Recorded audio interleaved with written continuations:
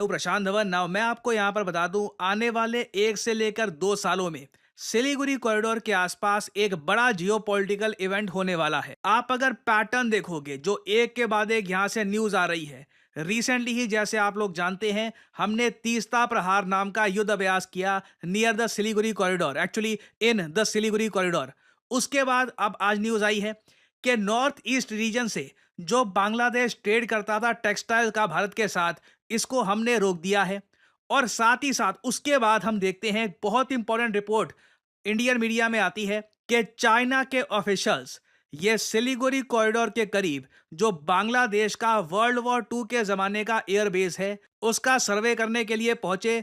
और चाइना ने प्लान्स बनाने स्टार्ट कर दिए हैं कि किस तरीके से बांग्लादेश में ये बहुत ही इंपॉर्टेंट एयरबेस डेवलप किया जाएगा। मैं यहाँ पे बात कर रहा हूँ लाल मोनीरथ एयरबेस के बारे में, जो भारत की बॉर्डर से सिर्फ 12-15 किलोमीटर दूर है।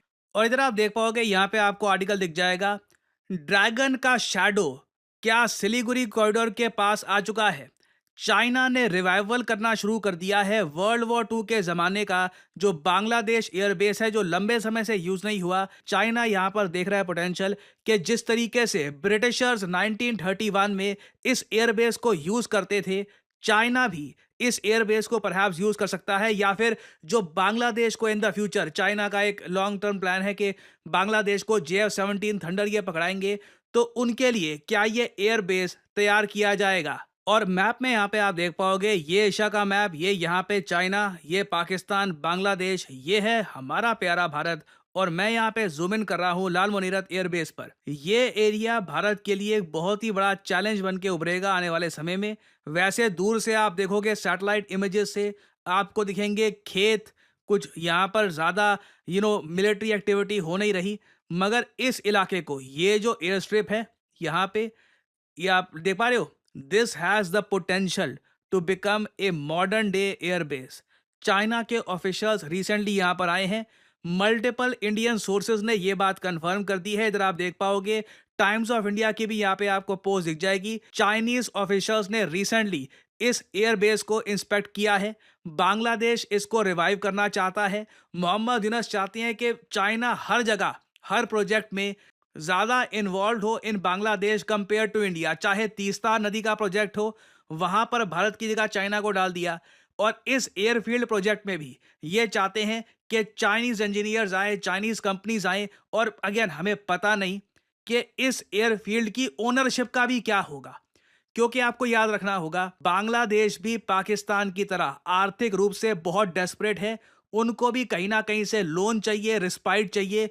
उसके बदले में चाइना कुछ ना कुछ एक्सट्रैक्ट करेगा। चाइना फ्री में बांग्लादेश की हेल्प नहीं करने वाला। और सबसे ज्यादा चिंता की बात यहां पर यह है कि जो फॉर्मर नेटो ऑफिशियल्स हैं, ये भी इस बात को लेकर काफी हद तक कॉन्फिडेंट लग रहे हैं कि भारत के लिए बड़ा खतरा बनेगा ये वाला रीजन। इधर आप देख पाओगे एक ट्विटर का आपको अकाउंट दिख जाएगा। नाम है इस आदमी का हरुण।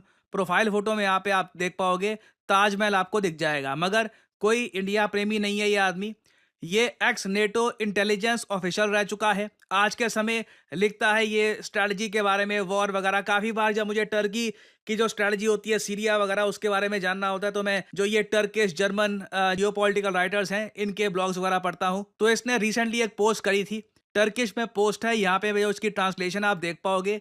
इसने बोला है, सिचुएशन साउथ एशिया में लगातार भारत के अगेंस्ट होती जा रही है। आने वाले महीनों में आप देखोगे चाइना एक एयरबेस बना देगा लाल मोनीरथ डिस्ट्रिक्ट में ऑफ बांग्लादेश। ठीक है। और आगे यहां पर बोला जा रहा है पाकिस्तान इस सब में एक सब कॉन्ट्रैक्टर का काम करेगा इसकी कंस्ट्रक्शन में। ना ये बात कंफर्म नहीं है, बट परहैप्स ये लोग कुछ ऐसा जानते हैं जो अभी हमारा मीडिया जिसको कैचअप नहीं कर पाया। फाइनल लाइन देखना, India is increasingly surrounded and starting to be squeezed. और जो ये टर्की के जो ये एक्स नेटो ऑफिशियल्स हैं, इन लोगों का मानना है कि कल को अगर मान लो चाइना कुछ अग्रेशन करता है इंडिया के अगेंस्ट, उस केस में इस एयरबेस का क्रिटिकल रोल होगा।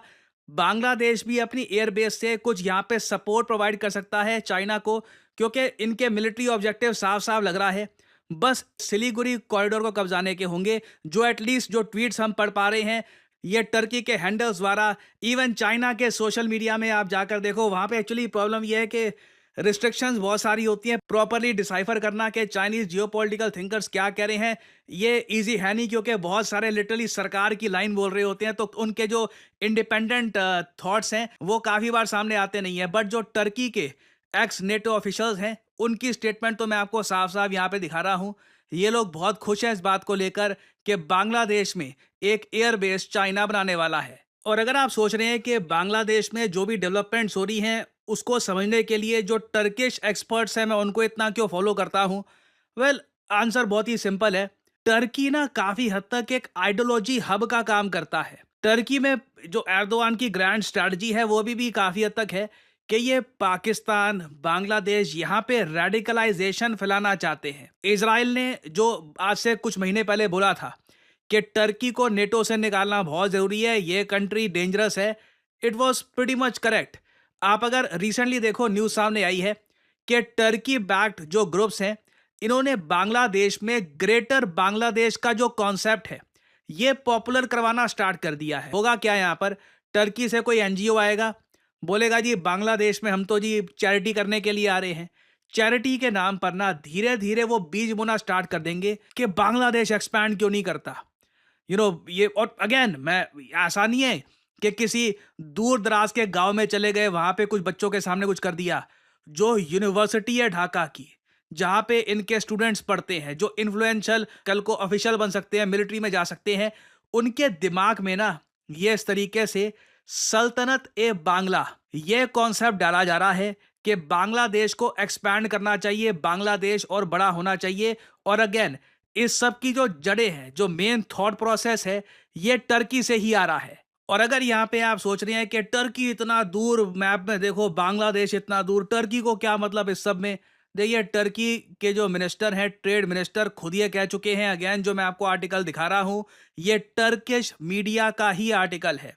टर्की के जो ट्रेड मिनिस्टर हैं ओमर बोलात, इन्होंने रिसेंटली कहा था कि टर्की, जिसको ये अब तुर्की कहते हैं, तुर्की रिप्लेस कर सकता है भारत को। और बाद में इनको बोलना पड़ा और कंट्रीज को एज बांग्लादेश की ट्रेडिंग पार्टनर। देखो मैं कैसे समझाऊं, मेरे वर्ड्स बड़े ध्यान से चुनने पड़ेंगे यहाँ पर। बांग्लादेश में ना ये लोग टर्की को देखते हैं हीरो की तरह, जो मेजॉरिटी पॉपुलेशन की मैं बात कर रहा हूँ। इनको लग रहा है कि आगे जाकर जो भी कुछ बड़े स्टेप्स लिए जाएंगे उसमें टर्की का क्रिटिकल रोल होने वाला है।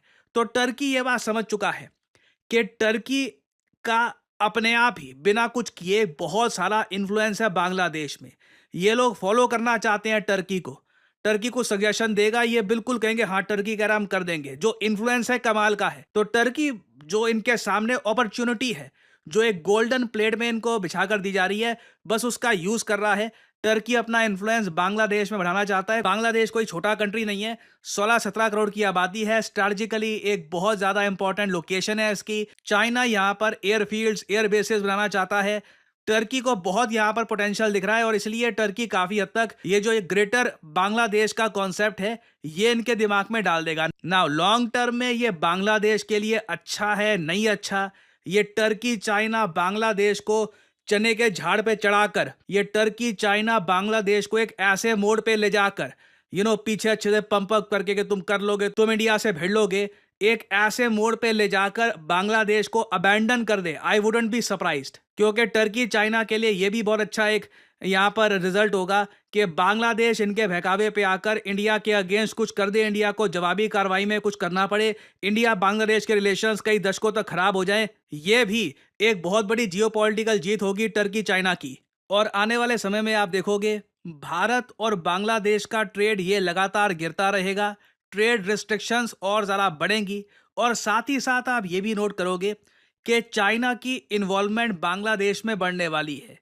नाउ इसके काउंटर में हम क्या कर सकते हैं, देखिए मेरा मानना है चाइना को लेकर हम अल्ट्रा कॉशियस है। कई बार रिस्क जो लेना चाहिए हम लेते नहीं हैं। आई बिलीव टाइम आ चुका है कि ताइवान को लेकर, कई और कंट्रीज हैं, मैं कहूंगा इवन जापान को लेकर भारत को कुछ बोल्ड स्टेप्स आगे उठाने होंगे। नहीं तो चाइना बहुत सारा ग्राउंड यहाँ पर गेन कर रहा है। और साथ ही साथ हमें ग्लोबल पीआर की आवश्यकता है। ग्लोबल मीडिया में हमें कहीं ना कहीं यूएसए से बात करनी होगी कि देखो हम प्रेशर फेस कर रहे हैं टर्किश मीडिया से, चाइनीज मीडिया से, उस सब के ऊपर आपका जो मीडिया है वहां पर पाकिस्तानी राइटर्स बैठ करना हमारा नैरेटिव और हर्ट करते हैं। So we need to do something fast. ये बांग्लादेश वाली जो सिचुएशन है,